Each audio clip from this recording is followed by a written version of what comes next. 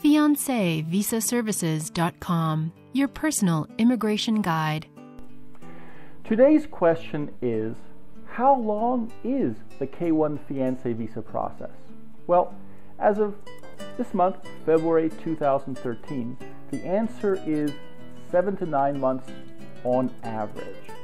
It's about 5 to 6 months at USCIS, then 2 to 3 months at Department of State. So, here's your answer. You can stop watching now.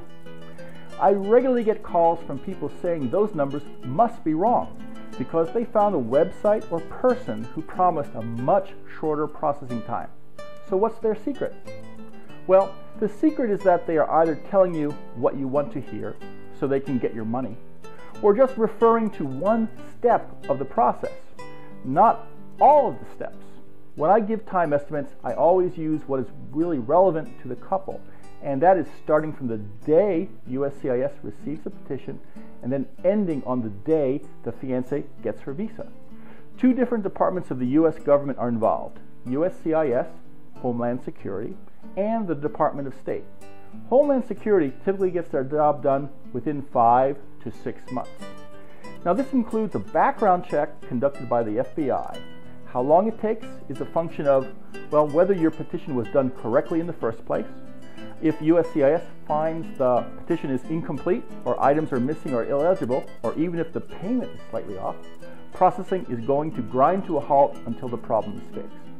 How busy USCIS is in general?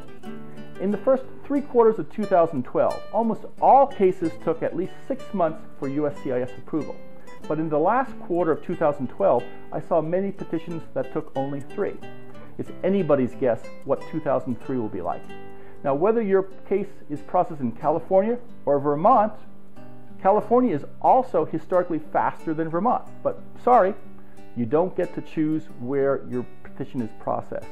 You mail your case to Texas, then the clerk in Dallas forwards your case to the least busy processing center.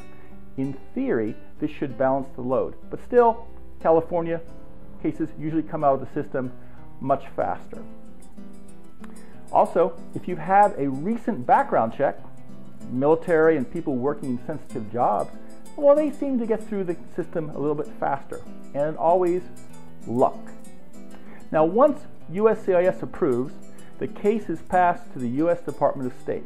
The Department of State has a processing center in Vermont called the National Visa Center, or NVC. NVC briefly touches the case, and they assign a new Department of State case number and forward the file on to the American Consulate responsible to issue the visa. In most cases, NVC completes their part in under a month. Sometimes, especially for North African countries, they may hold on to the case much longer. A few weeks later, the case file physically arrives at the consulate that's assigned for your fiancé. The consulate will contact your fiancé directly with instructions on how to prepare for and to schedule the interview. Now, some consulates are busier and more efficient or work faster than others. In the Philippines, in Manila, the process is very efficient and fast. Interviews can be booked by the fiancé or sponsor online or by telephone for about 1 to 2 months later. In Vietnam, well, it may take 2 to 4 months later before the consulate tells the fiancé when they have scheduled the interview. Approval is always made during the interview, and the passport and visa is returned within 1 to 2 weeks. But just as in the medicine commercials on TV, your results may vary. Some clients get their visas earlier, some later. If you prepare for 7 to 9 months average processing, well, then you probably won't be too far off. This is Fred Wall, your personal immigration guide.